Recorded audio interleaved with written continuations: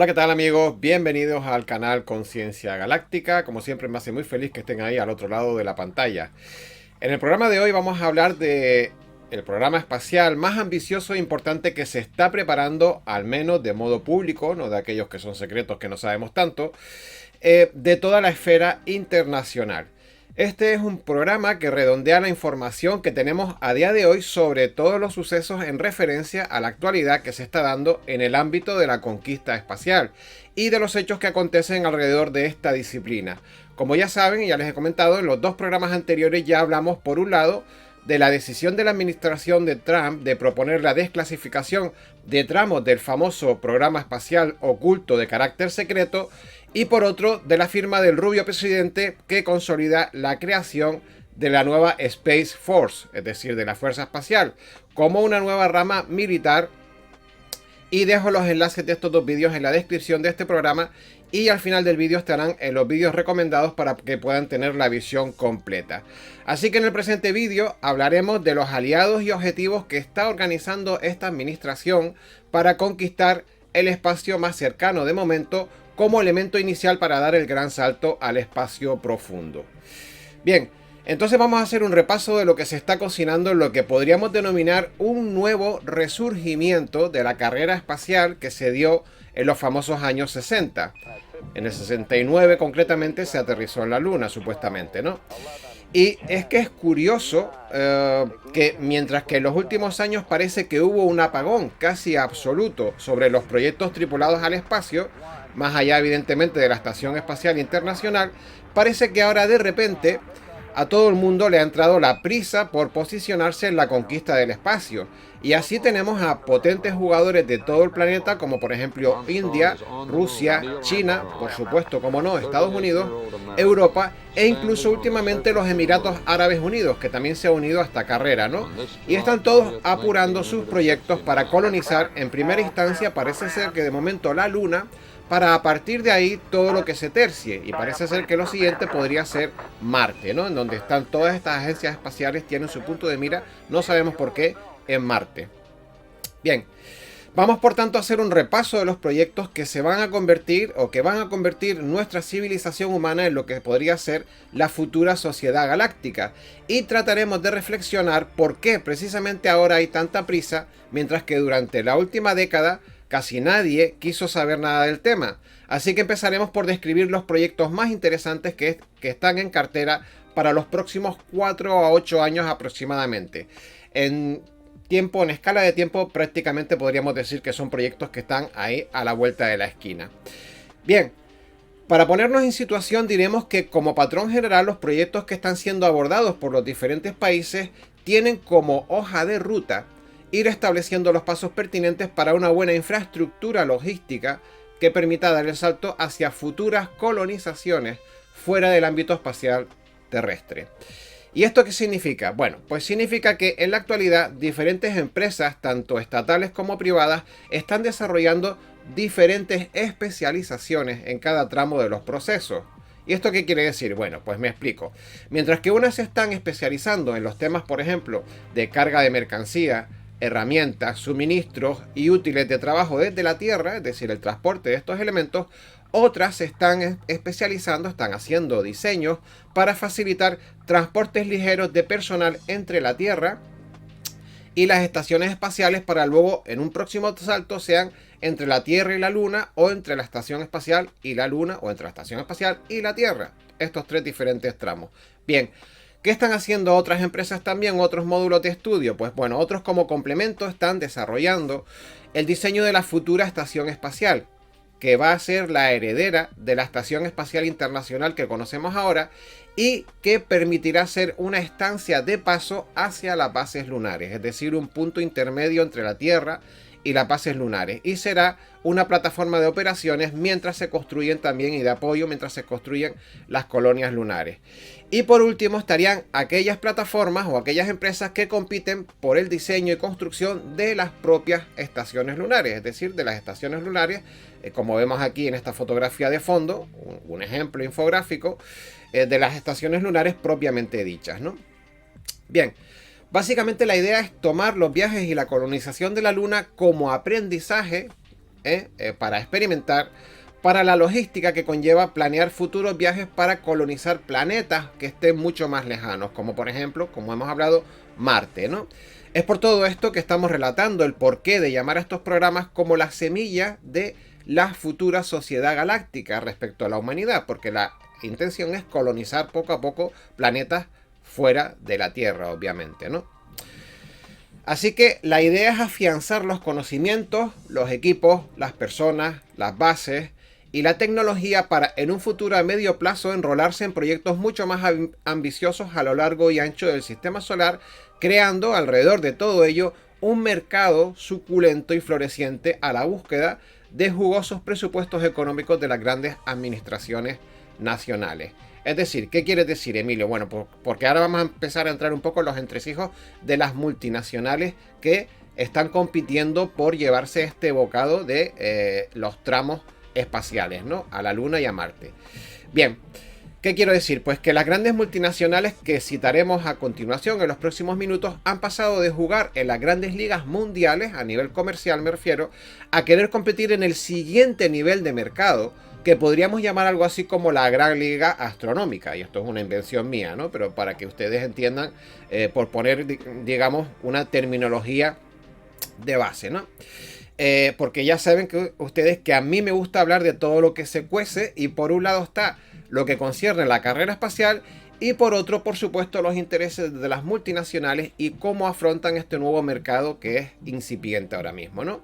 Por eso aquí quiero hacer un inciso para ir explicando algunas cositas de mi propia cosecha. Desde mi punto de vista, siempre he tenido la impresión que las grandes multinacionales, una vez que han agotado su periodo de expansión de mercado, porque obviamente todos sabemos que un mercado potencial de clientes no es infinito, necesitan un terreno para seguir creciendo. ¿Y cuál es el siguiente nivel de mercado que engloba a un grupo infinito de clientes potenciales que no tiene que ver con productos comerciales que tú y yo podemos comprar en la tienda, pero que tú y yo estamos obligados a pagar igualmente sí o sí? Pues piensen un poco, lógicamente el siguiente nivel, que no es todavía el espacial, es el intermedio. Estamos hablando de todos los servicios y productos que el Estado quiera implementar en su administración. Es decir, hablamos de suministros sanitarios, como por ejemplo pueden ser batas de quirófano, material quirúrgico, electrónica de diagnóstico. Si habláramos, por ejemplo, en el apartado militar, de suministros militares, hablaríamos de uniformes, de botas, de cubiertos, de mochilas, de bombillas, de tanques, de aviones. Todo eso lo pagamos tú y yo, ¿no? Si habláramos, por ejemplo, también podríamos hablar de contratos de actividad de consultoría de todo tipo que hacen los gobiernos a empresas privadas, por ejemplo, y les pagan, obviamente, y eso lo pagamos nosotros. Y también de proyectos de ingeniería civil, urbanísticos, etcétera. Es decir, el siguiente nivel de una empresa que ya no puede crecer por su propia cuenta en el mercado de calle es ir a por bocados de los servicios del Estado. Hasta ahí todo está claro. Pero claro, a día de hoy el problema que tienen es que incluso ya aquí en este sector de mercado de los lobistas y el del cabildeo ya hay una tremenda competencia feroz y despiadada. Y no es nada fácil medrar en este sitio, ¿no? Además está muy politizado y tiene muchos problemas de, digamos, de amiguismo, ¿no? El tema del cabildeo y de los lobistas. Bien. Entonces, ¿cuál es el siguiente nivel? El siguiente nivel obviamente es ir a por el bocado del espacio. Es el nuevo mercado que se está abriendo. Es un mercado inmenso que tiene que ver con tecnología, pero también con transporte, con todo tipo de proyectos que sean trasladar personal, material, herramientas, construcción de estaciones espaciales. Y esto evidentemente lo pagan los estados. Y cuando lo pagan los estados quiere decir que lo pagamos nosotros. O sea que ya no tienen que estar pendientes de si fabrican un suavizante o un detergente y si la ama de casa hace caso o no a un determinado anuncio en la tele o si hay mucha competencia con respecto a decenas de marcas de jabón de lavadoras, por ejemplo. No, ahora nos vamos a productos que pagan los estados y que no dependo de un cliente. Si convenzo al estado ya tengo un presupuesto millonario, ¿no? ¿Y qué ejemplo de este tipo de empresas podemos dar, ¿no? Estamos intentando abarcar muchos aspectos de estos programas espaciales, ¿no? Y a mí, saben que a mí me gusta leer entre líneas e ir más allá de las noticias que ustedes pueden encontrar en otros periódicos, en otros canales y en otros medios de difusión. Bien, pues ejemplos de este tipo de empresas que ya son multinacionales que abarcan todo el planeta y que para evolucionar este globo terráqueo ya se les hace pequeño, pues hay unos cuantos ejemplos, pero vamos a poner uno concreto. Hablemos de Jeff Bezos, por ejemplo. Jeff Bezos, saben que además de ser el hombre más rico del mundo, por su visionario enfoque del comercio electrónico a nivel mundial con la empresa famosa Amazon, y además es dueño del prestigioso rotativo del periódico de Washington Post, ahí es nada, casi nada. Es dueño, como muchos de ustedes saben, también de la empresa que se llama Blue Origin. Blue Origin es una empresa que fue creada con la intención de revolucionar la industria aeroespacial y facilitar la posibilidad de lanzamientos espaciales comercialmente asequibles, ¿no? Y es importante esto de comercialmente asequibles porque el fuerte de su idea se basa en diseñar un sistema que permite reutilizar los vehículos y lanzaderas para volver a emplearlos en futuros lanzamientos. Y esto no solo abarata el coste de las operaciones espaciales, sino que además le ha valido el premio Heinlein otorgado por el Congreso Aeronáutico Internacional en el año 2016. ¿Y qué reconoce este premio? Bueno, pues este premio reconoce el esfuerzo de un individuo o un grupo de personas que no pertenezcan a ningún gobierno, es decir, a plataformas no gubernamentales en el campo de las actividades comerciales espaciales. Y aquí hay una curiosidad, premio este que por cierto también ganó, como no, Elon Musk, pero mucho antes, en el año 2011. Bien, así que como ejemplos tenemos estas dos empresas y ahora voy a comentar. O sea, ellos dos tienen varias cosas en común, es decir, Elon Musk y Jeff Bezos.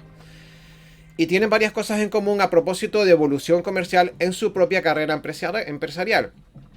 Además de tener ambos este premio y de estar en la lista Forbes de las personas más ricas del planeta, eso ya lo saben ustedes, coinciden en haber creado sendas empresas digitales cuya red comercial abarca todo el planeta. Obviamente hablamos de Amazon por un lado, por parte de Bezos, y de PayPal, por ejemplo, que es la plataforma de pagos a nivel mundial, por parte de Elon Musk. Obviando obviamente que Elon Musk además es el dueño de Tesla Motors, ¿no?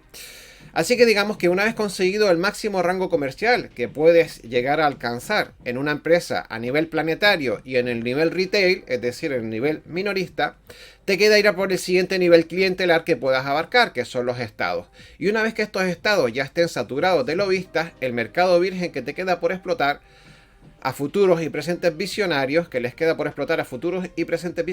obviamente es el espacio, ¿no?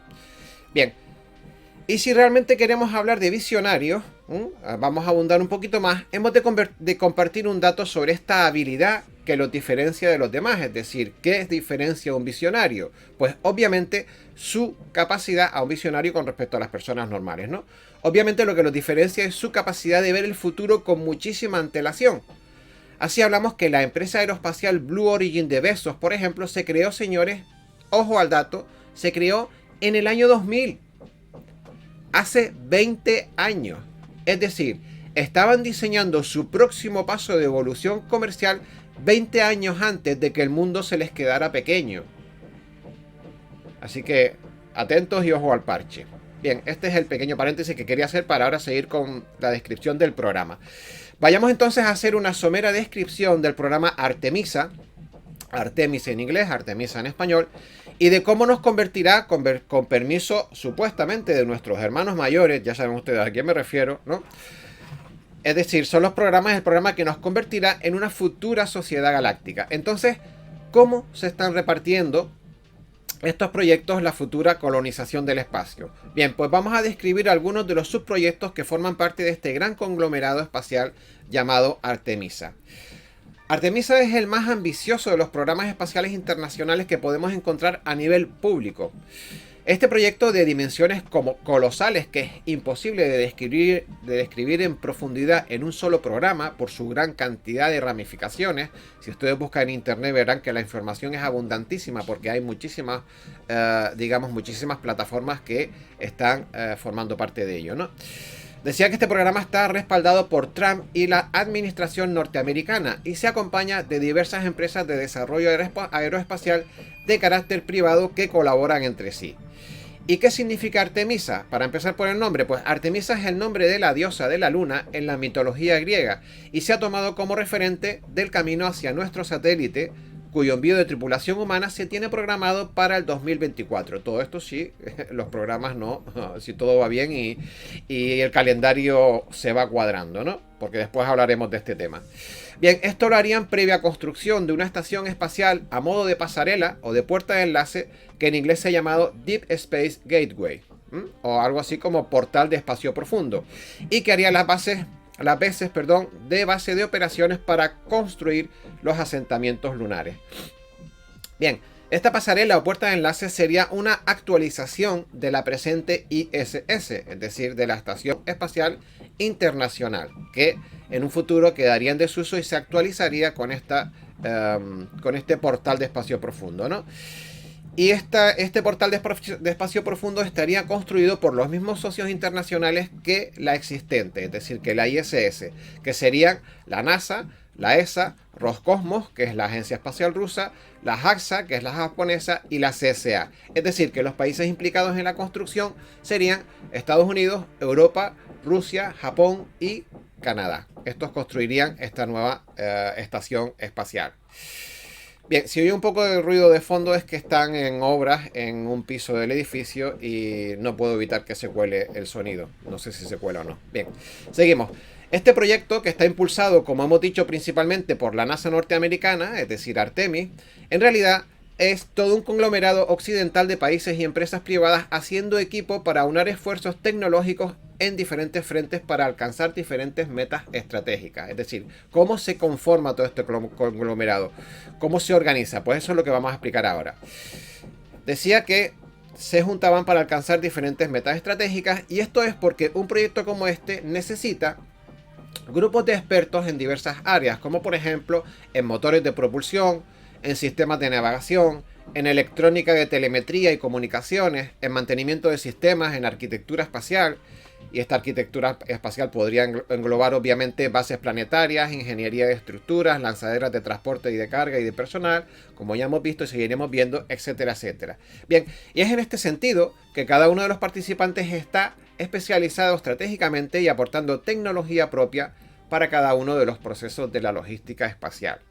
Así, tenemos toda una combinación de empresas privadas norteamericanas, también algunas más pequeñas menos conocidas, como por ejemplo Astrobotic Technology, que desarrolla módulos de carga para órbita y superficie, o la Deep Space System, que es otra pequeña empresa que proporcionará los rovers de exploración lunar, y así podríamos seguir con otra media docena relacionadas con módulos de aterrizaje de distinto diseño y formato y con diferentes tipos, o sea, preparadas para diferentes tipos de carga, estos pequeños proyectos, ¿no? Pequeños grandes proyectos, porque no son tan pequeños. Bien, y luego ¿quién estaría? Luego estaría obviamente las grandes operadoras privadas respaldadas por un gran patrimonio financiero propio, como por ejemplo la empresa Blue Moon de Jeff Bezos, que estaría implicada en la propuesta logística de la construcción de un carguero robótico. Entendemos por robótico no tripulado, es decir, con tecnología reutilizable, que como hemos dicho antes abarata las operaciones y que llevaría materiales desde la Tierra a la estación espacial o bien a la Luna directamente, ¿no? Bien.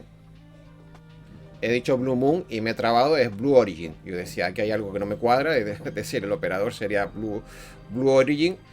Y he dicho Blue Moon porque me equivoqué, se me vino a la mente la canción, ¿no? Es Blue Origin, disculpen el error.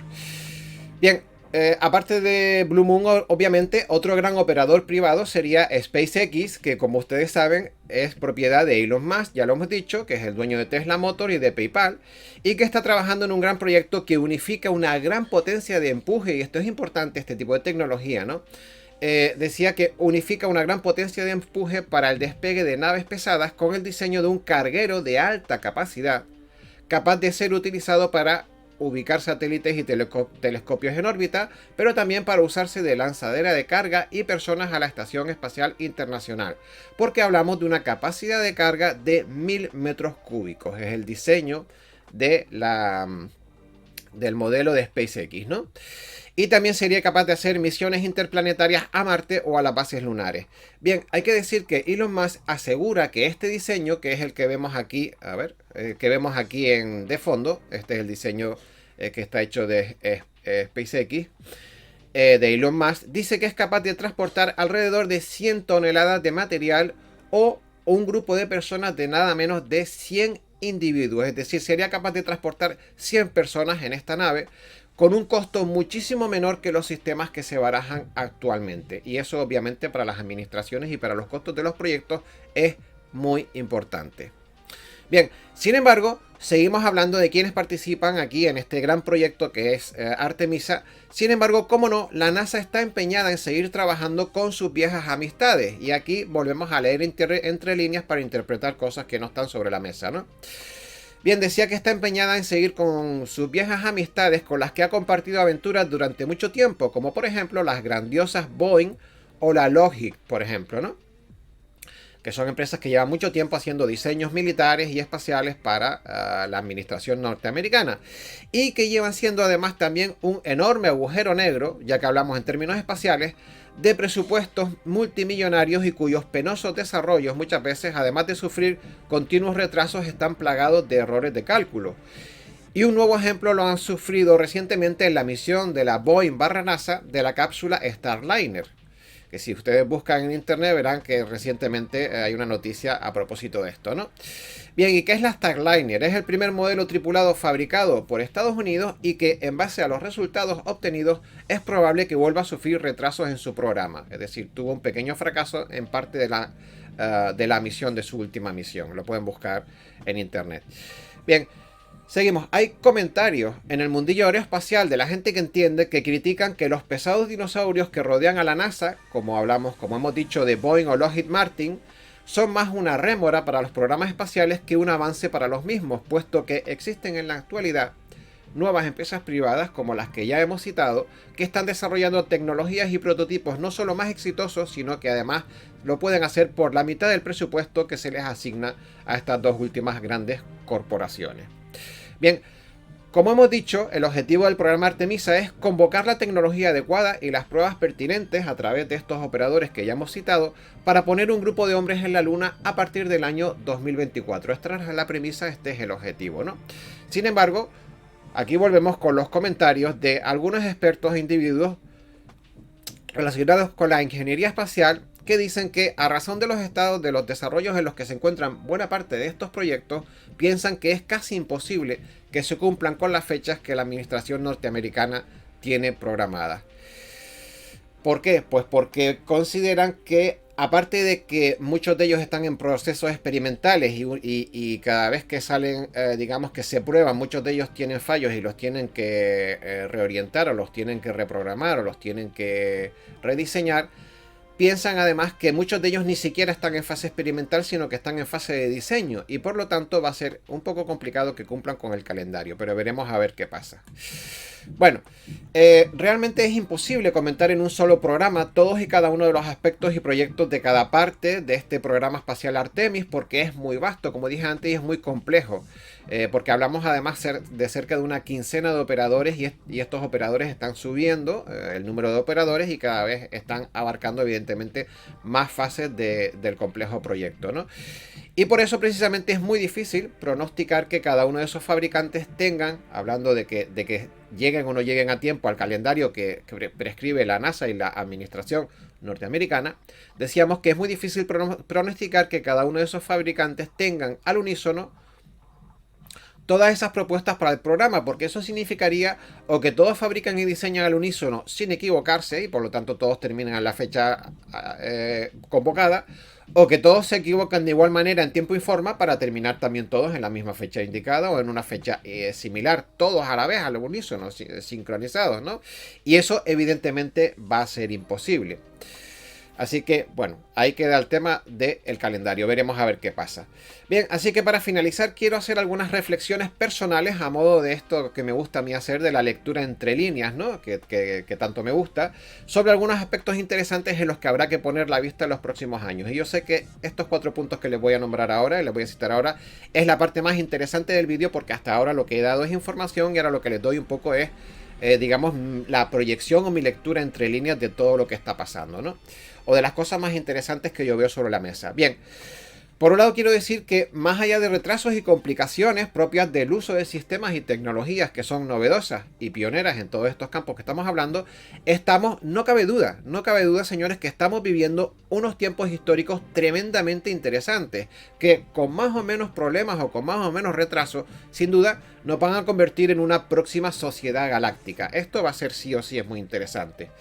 Sin embargo, a propósito de todas estas dificultades técnicas que estamos viendo en estos últimos años en el diseño de las tecnologías de transbordadores y de motores de propulsión, a mi parecer, es mi opinión que se acentúa la sensación de que si en pleno 2020 seguimos teniendo grandes dificultades en diseñar sistemas de control para salir de la Tierra, ¿cómo carajo, si han oído bien, cómo carajo con la tecnología de los años 60 fuimos capaces de ir y volver a la Luna? Ustedes me lo pueden explicar. Y esa es una cuestión que además se acentúa cuanto más se investiga sobre los programas espaciales modernos. Cuanto más investigas y te das cuenta que tienen problemas de ingeniería y problemas experimentales, a 2019, con tecnología prácticamente del 2020, dices tú, ¿cómo se las apañaron para ir en los años 60 a la Luna y volver? Si hoy por hoy les está costando un huevo y parte del otro. Bien. Pasamos al siguiente punto de mis observaciones personales. La siguiente observación que quiero hacer es comentar que me va a resultar muy interesante, a todos nos va a resultar muy interesante en realidad, me va a resultar muy interesante o nos va a resultar muy interesante quedarnos a observar cómo se hará la integración de la desclasificación de las tecnologías, de las famosas tecnologías del programa espacial, ese que está clasificado como secreto, que habrán de salir al público los próximos meses, porque ya lo ha dicho la administración Trump, y que entiendo que esta tecnología está a años luz de las tecnologías que estamos observando ahora, de las que nos muestran ahora en este programa espacial de Artemis, ¿no? Puesto que las tecnologías de ahora se basan en la quema de combustibles, que pueden ser más o menos eficientes, y sin embargo, hasta donde sabemos, las tecnologías ocultas de transporte terrestre y espacial, más allá de las que se relacionan con las puertas estelares, que eso podríamos llamar ya prácticamente teletransporte, estas otras tecnologías consisten en motores magnético-toroidales o magnetotoroidales en teoría, o aquellas relacionadas con las energías de punto cero. Así que a ver cómo cuelan eso en estos nuevos programas espaciales. Vamos a ver cómo los ensamblan.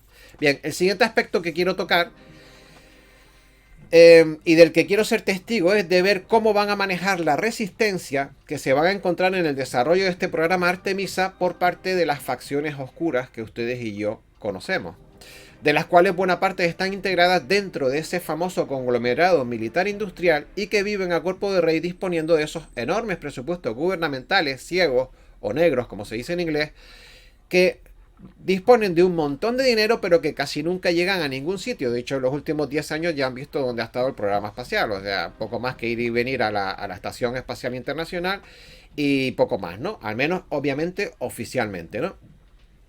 Y todos estos presupuestos y todos estos proyectos secretos que sirven de cortina de humo o de tapadera a los verdaderos proyectos que se supone que tienen detrás de la cortina, ¿no? Todos esos que creemos que se van a desclasificar poco a poco. Bien.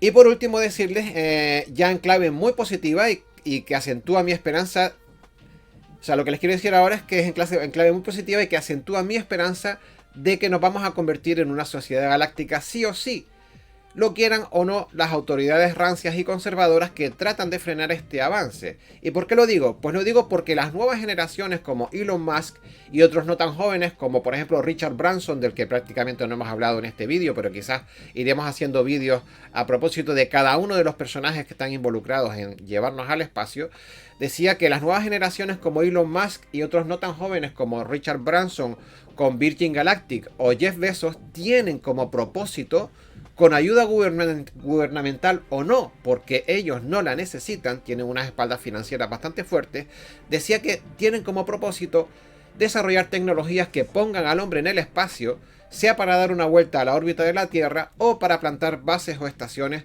más allá del sistema solar. Y hablamos que Elon Musk, por ejemplo, aparte de ir a la Luna, también tiene intenciones de ir a Marte, independientemente de que lo incluyan o no en el programa Artemisa. O sea, esto es muy interesante.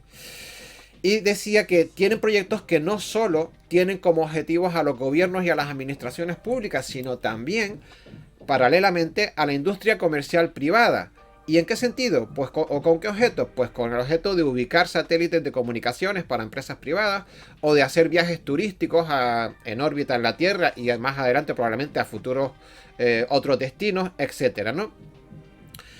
Este tipo de proyectos, privados, les va a permitir a estas empresas también privadas en un futuro próximo financiar, quién sabe, proyectos experimentales como por ejemplo los primeros hoteles espaciales, ¿no? Por ejemplo, ¿no? Y esto es otro punto que quería decirles, que no dependemos tanto de las intenciones o de las propuestas o de los objetivos que tengan los estados, porque ya hay empresas comerciales privadas que evidentemente tienen cierto nivel de supeditación, ¿no? a los estados, porque las licencias y los permisos necesitan obtenerlo de ellos. Pero bueno, por lo menos no es solo los estados los que quieren hacer de la humanidad una sociedad galáctica, ¿no? Sino que además hay propuestas no solo para hacer viajes espaciales, sino también hay por ahí algunas propuestas para desarrollar el diseño del primer hotel espacial. Y a buen seguro que hay quien tiene dinero suficiente para pagarse una semana de vacaciones en el espacio. De esos tipos de clientes lo hay. Al principio serán clientes multimillonarios, obviamente, pero poco a poco esto se irá estandarizando, ¿no? Y si no, imaginen, por ejemplo, a Ronaldo colgando en su Instagram su último viaje con la Tierra de fondo en la ventana, ¿no? Eso es algo que probablemente en menos de 10 años probablemente lo veremos, ¿no? Bien, amigos, sería bonito que le dieran un like al programa si ha sido de su agrado y lo compartan en sus redes sociales. Yo me despido hasta el próximo programa, esperando que el contenido del vídeo te haya parecido interesante, y si no estás suscrito al canal, lo hagas para recibir las notificaciones de las próximas publicaciones. Ya sabes que si deseas colaborar con el canal, hay una cuenta abierta de PayPal para pequeñas aportaciones y una tienda también de merchandising ubicada aquí justo debajo del vídeo, donde tienes, bueno, algunos diseños por si quisieras echar una mano. Por mi parte, solo me queda despedirme diciéndoles como siempre que sean muy felices y que tengan una fantástica semana. Un gran abrazo para todos, chao y hasta el próximo video programa.